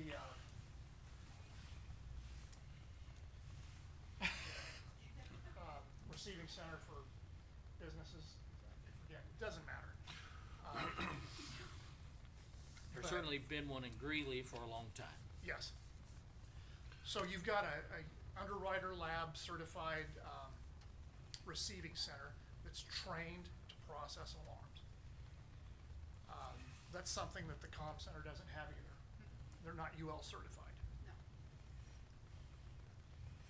I guess, Commissioner, my question is to you, how much revenue are you looking at forfeiting to walk away from that? On an average of $85,000 to $90,000 a year. It's a pretty good number. It's a big number. It's a big number. It's somebody's wages. It's a lot. But another issue is the liability issue. That Yeah. costs a whole lot more money on just one Well- missed alarm. If the equipment was to go down, and we don't know that it's down, and it could be down for hours, or it goes down, we know it's down, John's working trying to get it fixed, trying to find parts to fix it, and we're waiting a couple of days to get parts. Every one of those 100 alarms, no one's monitoring them. You have a fire alarm go off in a business and you lose 5 lives. Where's that liability gonna sit? Right on us and right on the county. And I just feel like that's a lot of liability to put on us when, A lot of the alarm companies here locally, not a lot, there's 2 or 3, have already moved towards using specialized alarm companies instead of dialing into the county. They're already moving away from us. How many did we have 2 years ago? 2 years ago, our income was over 120,000.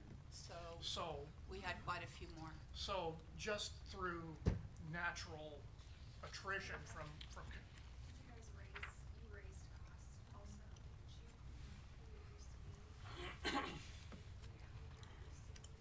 It's 90 now, but it's been 90 since I started here. I think it was, so if we've raised income, it's still going down. Right, just through attrition, alarm companies are choosing to use different alarm centers rather than the county. And years ago, it was, a few people used alarm companies and everything came into the comm center. Correct. When I say a few years ago, probably longer than that, but stop it. It hasn't been that long. So, I was one that was affected. 2 businesses with alarms that dial into the communication center. I always felt extremely confident, extremely comfortable in having that call go directly to the comm center rather than going to Greeley.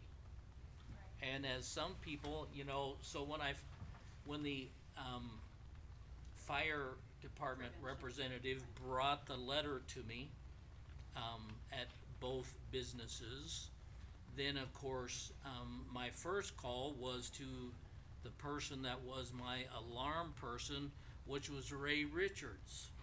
And, all of us have had a contact with Ray Richards over the years, and he's been part of what's going on down there, and part of the equipment probably down there, and part of the equipment at my offices. And so then, I spoke with him, and then I spoke to my representative from the commissioners that sat on the communication board, or the liaison, and or the 911 board, which is Mr. Blue. And so I spoke with him, but I would only say, so what happens then if I have a system with my alarm and it dials the communication center? It goes, Dials 911. Then what? well, it doesn't dial No. 911. Well, what if it does? It can't. Well, I don't know. It- I think I can make it do that, That's a violation, and I hope you don't. okay? That's not what 911 is for. Well- But you do dial in a number, Uh-huh. and it hits our software in the background, and then it pops up on one of 3 to 4 dispatcher terminals. Right, and I know I know several phone numbers down there that are not 911. But it has to go through the switch in the back. It It's- cannot come there- direct to the there are comm two- center. There are 2 unlisted phone numbers that those panels dial. The alarm panel then passes that communication to the software in the server room. From there, it goes to the dispatchers. Right, so it goes to one workstation. If that dispatcher is doing CPR on the phone, when that alarm goes beep, beep, beep on their computer, that alarm is gonna continue to beep, because they know what this emergency is, and it is CPR, I've gotta do it right now. They're gonna finish that call before they ever address The next one. the beep, beep in the background that they know is an alarm. The, An alarm call center is not going to do that. It's gonna come into them, they are going to see it, and they're going to do whatever you want them to do first, whether it is reach out to you to verify, or if it is to notify law enforcement or fire department first. So if they are, and when I say they, I'm pointing at Greeley.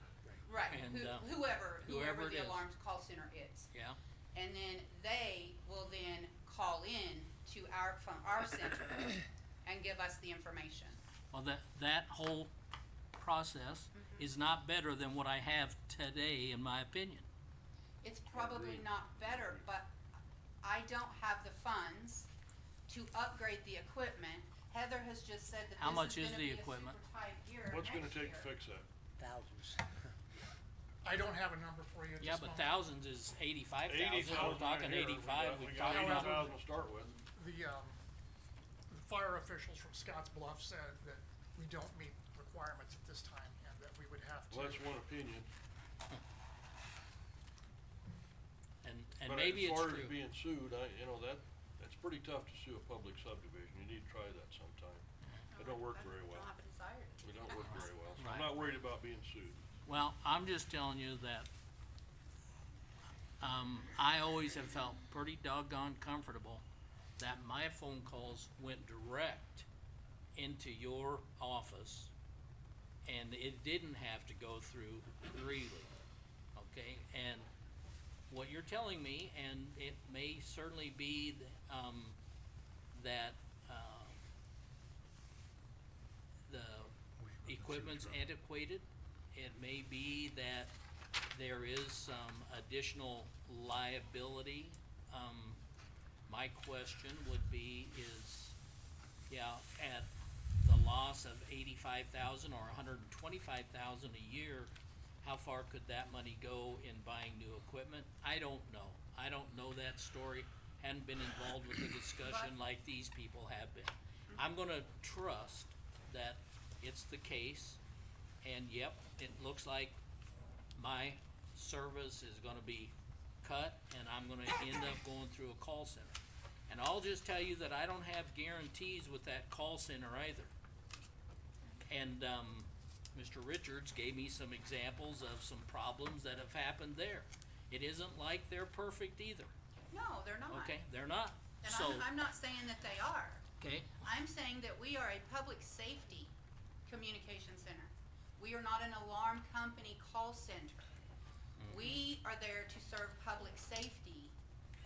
Well, you just And said there then was the public public. safety, you were just talking about 3 people getting burned up in a fire, that's public safety, right? Yes, it is. Well, I think we owe that same thing, we owe the same courtesy to look after those things like we do everything else in public. I don't wanna dwell on the past, but I had an opportunity in my other life to work with this quite a bit. A lot of it were required. You had to have an alarm system tied to a central station. That's what I said earlier about, there was a handful of outside companies that would take those calls. But the majority of them came to this communication center, and they were charged for it, and they were required to do it by law, either by, in my case, it was fire. If you're gonna build a building and it meets this requirement, you gotta have an alarm system, that system needs to be tied. All the schools, the hospital, all of those needed to be tied to this system. So now what you're telling me is that's no longer the case, and again, I don't wanna dwell on it because it's 30 years ago. So now we're okay with all of these, I wanna call them second party or third parties that are going to accept that call and then make a decision whether you're notified or whether you're not. Is that correct? They're not making a decision whether I'm notified or I'm not notified.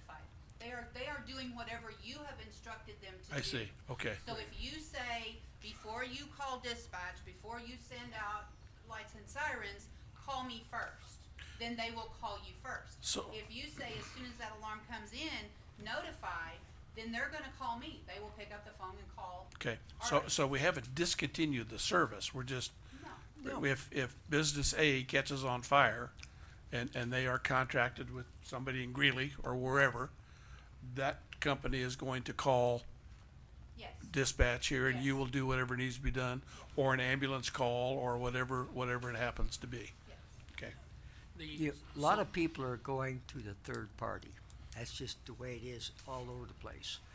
And you're only looking maybe a few minutes difference. Whereas right now, that call may not get through at all. So with the third party, the alarm company calling them, it's gonna go through. It's just maybe a few minutes delay, 1 or 2 minutes. But it's gonna work well. But right now, we can't provide that level of safety that we could in the past because of technology. It- And so- is it true that, not all that long ago, Randy could probably comment on this, at the hospital, they have a lot of alarms up there, right? And that, somehow their alarm system got switched where the calls were going to Canada. That was their 911 calls. Yep, their 911 calls were going to Canada, right? Yeah. And then they had to communicate whether they needed to speak French or English, right? Right, Randy? So those are some stories I heard, and that But that has it nothing went to do on with that an way alarm. for maybe 2, 3, 4 days before maybe they got all that figured out. And prior to that, it was a direct dial into here. But Would that that be had true? nothing to do with an alarm. That was when they switched phone companies, and the phone company was based out of Canada, and so when they routed them to an emergency number in Canada, Uh-huh. Right. they So- didn't realize they needed to route them to the emergency number here in the United States. So it was a They got routing all that problem, fixed. wasn't it? Yes. with those individuals Can that you we, speak on that? No? That's how it was explained to me, I apologize. So what would happen with an alarm is the technician would, okay, for example, if it's going over the internet, it's going to go to an IP address. Okay, say alarm company A. And if it's going over the internet, very quickly, they're going to be notified. If there's more than one solution implemented on that alarm, maybe the primary solution is the internet. Maybe the secondary solution is a cellular dialer, which again is the internet bouncing off a cell tower. You could, in theory, have a third option of using yet dial-up, which would go to the alarm receiving center. So it's not like a phone call it's an alert that goes to an alarm company that receives that. Okay. Well, I'll just tell you that on the surface, not knowing all the deep inner workings that you guys have talked about here, on the surface, it appears to me that I'm getting less. Of course, it appears that maybe I'm not gonna have to pay, or not pay you, I'm gonna have to pay them. And, so I'm gonna have to pay somebody. And to me, it appears to me that I'm losing the level of service that I feel I have now. And that may not be true. I'm hearing new stuff that I hadn't heard before. Sounds like. But anyway, I just want you to be aware of it. I'm glad you brought it up tonight, cause Yeah, Mike and I, like I said, have talked about it some already, but, I haven't heard anything about it. it's been but- a little bit of a, and those people that are in this business every day, like you guys are, know more about it than I do, and I'm gonna trust your judgment. I'm glad it's only affecting 100 people. But I'm not sure that I'm going to get exactly the service I want out of the new people that I have to deal with. I have felt confident with the service that I have now.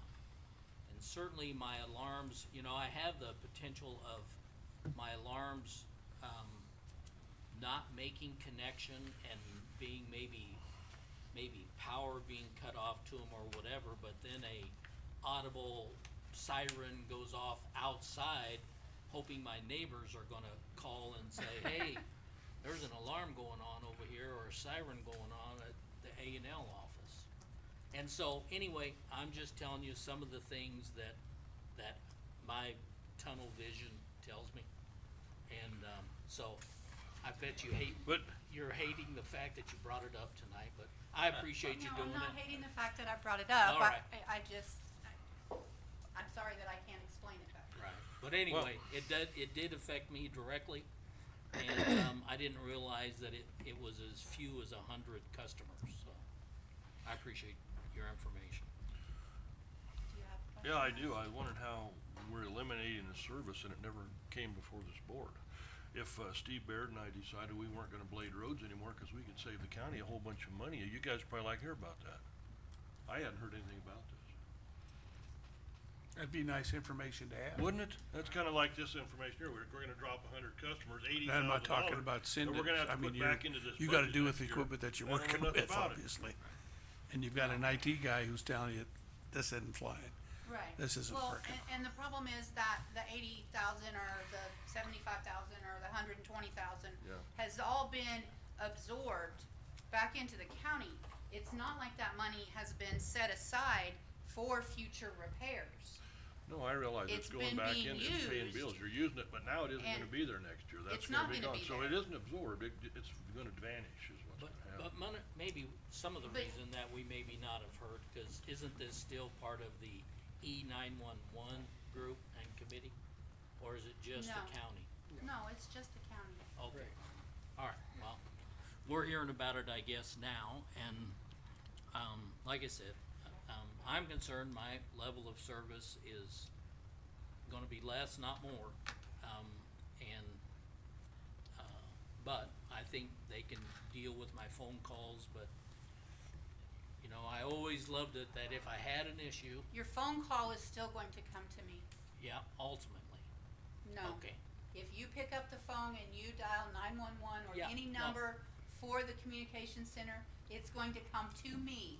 It will not go to an alarm company. The right. 911, But you're right. if my alarm dials, If it's your gonna alarm, it will. dial the right. relay. And I'm gonna feel, again, I'm hoping that all things go well with that call and it ultimately gets in you guys' hands soon. And we go from there. And again, whether it's the people downstairs answering the phone, sometimes a mistake's made, or them, a mistake can be made. We'll trust that they'll all go as best humanly possible. And that'll be what I hope for, and, again, I happen to be a company that, with two companies that was affected, and so had a little bit of firsthand knowledge. And you're doing the best with what you have, basically. I'm trying to. Yeah. Thanks, Cindy. Yeah, thank you. Thanks. Yeah. Ms. Kelly, I think you're next in the lineup. Okay, so we were open, my office was open until 5 o'clock for non-incumbents to file. Nobody is, of the county offices are running opposed except for the 3 commissioners that are up for reelection. And no one filed for public defender. So how many do you have? How many what? Well, for, at least for the commissioners. Okay, so 2, I will verify, but I think 2 of the races will move on to the general. We won't see them on the primary, but we will have, Commissioner District 1 on the primary ballot. And it'll be decided then, one It'll will be move- decided in the one will primary. move into the, okay, gotcha. Thank you. And Mark already touched on the reminder for the Panhandle District meeting in Bridgeport on the 25th. And then after that meeting, are we removing the USDA APHIS? We'll know Old after that meeting. business? We don't know yet, but. But no, I hope after to. that, I would you hope to. imagine that we are? Yeah, We'll talk about it, yeah. yeah. Cause they don't want to spend money. So Yeah. like I said, nobody's running opposed, so I stand a good chance of keeping my job. So you don't have to buy any yard signs, that's good. I have. May 1st, people can still file as write-ins. So, And that deadline to be on the primary is May 1st. An affidavit must be filed with my office. And if they wanna wait and be put on the general ballot, cause you can't pick both, that deadline will be October 23rd, I believe. And people can call my office for more information, so I can double check my dates. that's right. Uh-huh. So, what I think I heard you say was the other 9 elected officials, there's unopposed. Well, except for no one ran for public defender. Right, no one's ran there at all. So 8 of us are unopposed, and then And you're gonna so- have to maybe decide what to appoint- do for a public defender. That was gonna be my next question, is what's the next step? Will you be able to provide us with what the procedure will be? Well, for I that? think you're gonna have to determine if you're gonna hire it out or if, you're gonna appoint Contract it somebody. out. I think this is I why. don't know the process, about if you have to put it to the people to vote to take it out of county Right. hands or not. I would, that's So, more, should more we investigation. defer that to maybe Jason, or do you wanna look it I'll up? handle it. Okay. Yeah, we'll I'll let talk you to know. Secretary of State's office. Appoint somebody if we wanted to. If you Pardon, had I something. can't hear you. I said, They're talking. Hang on, guys. We can't hear. we would have the authority to appoint somebody if somebody came forward, wouldn't we? To fill that position, I think. Well, I mean, you still have a public defender till the end of the year, as well. Right. Yeah. We don't have a So- vacancy at this time. Okay, thank you. And, but when we did have a vacancy before, it seemed like we appointed. We Yes, that's interviewed what we and did. then appointed. We have. You have appointed before, yeah. You advertise for it that it is and take applications and have your committee, hiring committee, I believe is what you did Right. past couple of And times. that happened when someone left midterm, I think. Or- And you may get an applicant for that who doesn't want to run, but has the opportunity to hold the position. That's where you're at with We'll that. find out. Yeah, to be determined. Yes, okay. All right, Matt, I don't have anything. all right. At an aging office meeting Friday, I've got another one on Wednesday. There's some, work that we're doing over there, which we can't really talk a whole lot about yet, but, hopefully will be. Question I have is, where is the emergency operating center? The last time, meeting I was at, it was still not determined as to where it was going to go. One time was down in the meeting room out of Cinda's office, That's where he's been having his meetings. He doesn't have an EOC right now. so we don't, I'm we, gonna speak for Rob. so we don't have an EEOC, so if we have a disaster, are we still able to use the one in Scotts Bluff, if necessary? No. We used the one Okay. downstairs. He will use. Okay, that would be really some Didn't good we- information, didn't some we great put a vote information to have. Cause this has been hanging on since the last meeting I was at, and there were some a lot of talk about, well, we could do it there, we could use it over here. There were different areas that we had talked about, and I don't know that anything was ever settled. I know the issue with downstairs out of your office was the cell phones and some work that needed to be done. Has any work been done in that area at all? So we really don't have any EOC then, is that correct? No, we do not have one at all. Okay, He had that's just said that good he information to have. could go into- So you don't have a meeting to go to then, basically? No, I'm not talking about meetings, I'm talking about when the big one hits, where everybody's gonna Oh. get together When we have to and make some relocate. decisions. Would it be fair to say that's the interim location? We're going there until we find something different. Until we have something permanent, yes. And then we also have the mobile command unit that we can use if we decide not to use downstairs. We have all the communications in place. Nothing will change, things will get done. It's just a matter of money. And right now, we've gone back to Plan A, which is looking at the first floor of the jail to remodel into a combination 911 center and EOC. First floor of the old jail? Yes, the old jail. Now, we did look at, Scotts Bluff School has that big building out there that they purchased, and we initially talked to them about taking one big room, remodel it just a little bit, creating the OC, but that fell through because when they took it to the school board wanted $200 a day rent while we was occupying it, plus they wanted access to that room, which is a no-no because there's sensitive material there that is not for public information, so we said, nope, can't do that. So then we went back to Plan A, which is the old jail. In fact, Celinda's husband actually walked through there and kind of drew out a basic plan for us, so we have something to work with. It looks good, but it's really gonna boil down to future budget as to what happens. Now, Robert, downstairs, put in for some grant money. We're looking at $50,000. If we happen to get that, that may be part of that budget we can use for a remodel, but $50,000 isn't gonna go very far. So we do have an EOC, so to speak. It's a temporary one downstairs. And we do have the mobile command post that we can also use. And we did just now get a backup mobile unit from the Forest Service that we're gonna remodel that into a rehab type deal for wildfires and law enforcement use. So we do have assets and communications and places we can use. Back to the school, if they, start leasing that building or renting that building, it'll need to go on the tax roll as well. Right. And all of that and what happens with that is under the E911 committee. That's not us. Right, that's under the 911 committee. Okay, good enough. Yeah. All right.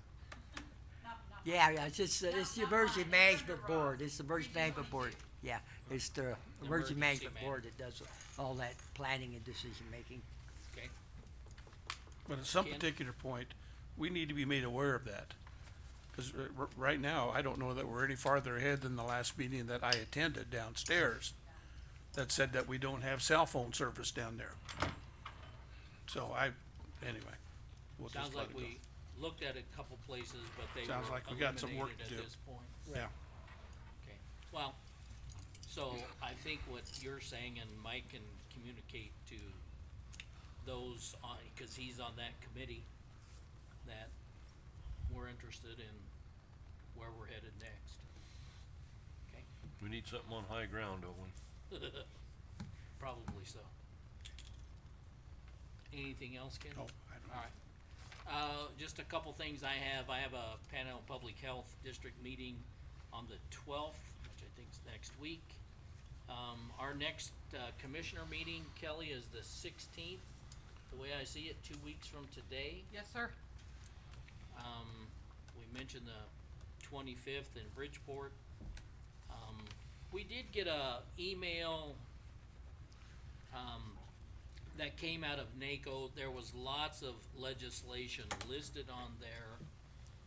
Some of it also included, a bill that's going through that would be part of Bill Mabin's things, planning and, building things. and that if that gets passed, It has been passed. yeah, and The it's, governor signed it, I believe. right, and it sounds like that, that's gonna require the commissioners to go to like a 2-hour training period, or session. At a NACO. And I think NACO's gonna be in charge of putting maybe the curriculum together and how we're gonna do that. So what's the training for, Mark?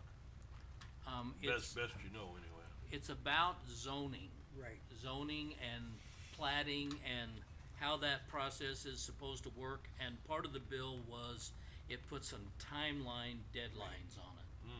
And there's timeline deadlines for the planning commission, and then there's timeline deadlines for the commissioners. I think that's been to needed act. for some time. And I think so- those are good moves there. Well, the Anyway, only- that's part Is of it- it, and they wanna teach us what those rules are. I've pulled. Can you see that? I LB actually- 663. Yeah, I read it earlier on my computer. Well, so- but I'm, just so you, so they Right, have the so we- numbers too. This was in the legislative report that we got on Friday. Is that what you're talking about? Yeah, And then, what is LB 441 at the bottom of that? Allow virtual building permit inspections. Oh, never mind. Are you talking about 663 if anybody wants to read up on it? I believe so, it was It's that, 663. it was that, zoning bill, governor signed zoning bill that I had read earlier. I actually emailed that to the commissioners and to Bill Maven over the Right. weekend, I think. Right. Yeah, so you have it in your So inbox that's if you how I wanna read got it, here. The biggest concern, I think, that was brought up was the 90 days as far as the commissioners are concerned. That doesn't mean we have to wait 90 days. Right. It just says within those 90 days, we have to do We something. gotta get it done and move, Right, we move can off do our it. desk here. We could do it in 2 weeks, I mean, it Yeah. doesn't matter. So if somebody's got So a they- project and they're waiting on bids or they're waiting on whatever, they don't have to wait 90 days, and I think that was kind of misinterpreted. I see. Yeah, it could be done earlier, but I think what they are trying to do is, state law is gonna require the planning commission and the commissioners to act within a 90-day time period. You have 30 days to confirm that the package application's complete. Right. And you have up to 90 days to issue a decision, Right. Right. is the way I read it. And I think it's to move it on and not let it set and kinda die Right. a slow death. All right. So, then I would also ask, Robert, I think, so there was a email that came, and I don't remember whether it went to Kelly or to you, but it had Lisa's name on it, so I thought maybe you got it. It was from Landon Parks from the state of Nebraska, and it had to do with a potential meeting on June 3rd that they wanted to have, and he's in charge of, law enforcement grant manager. So I think part of those grants that go over here It- to the, I think is what it's called, yeah. okay, so, So- oh, the sheriff is here, I thought he had gone, sorry. Okay, so are you familiar with that? With what? With, a meeting, oh yeah, Landon Parks, I think is his name, and he's the state of Nebraska law enforcement grant manager, Yeah. I'm familiar with okay? So anyway, I think Lisa he's supposed to be forwarded that coming. me, yes. Okay. And he's supposed to be coordinating with me There as to was- a date that he'll be here. It's in June, I think. I think, yeah, it was sent to me and, Lisa And Briggs, Lisa. or no, Teresa Briggs, maybe? Right, Is she from the state? Oh, she works for us over here, here. or in your office? Works in my office. Okay, so she's included on that meeting, Okay. She is. and Lisa was on it, but which was now Yeah, at she forwarded it to me on Friday. I think. default, Robert. Does he work for the crime commission? That's where. I don't a know, lot he of can, time rents- Robert, I if can you, forward you the email. Okay. yeah, let's do that. So anyway, that's just I wanted to be sure that it was going around, I guess, to the proper people. All right, so that's all I have. Mike? Okay. Well, like I say, I attended the meeting with Celinda with the alarm, situation. And I think the right decision was made because, like I say, the cost for upgrade is astronomical. You have that cost? I thought we No, didn't I have a don't. cost. I thought we I had no know, cost. but I can tell you right now, anytime you have anything to do with communications or computers, you're looking at 3-digit thousands when you upgrade. Cause you got all those councils you gotta do, all those radios, all those computers, and the system itself. And then you have a system that will be supported for a few years, and all of a sudden it's not supported. So then you have to go to another one. Plus, when we looked at, and I talked to some of the guys at the Public Service Commission too, all the PSAPs across Nebraska are all dropping their alarm system because that's not their job. And the big reason for it is liabilities. Because if we handle the alarms, anything goes wrong, fire truck's 5 minutes late, we can be sued, and it's gonna cost a lot of money. And this way, that system is on the third party. Also, I did letter support for transit and the roads.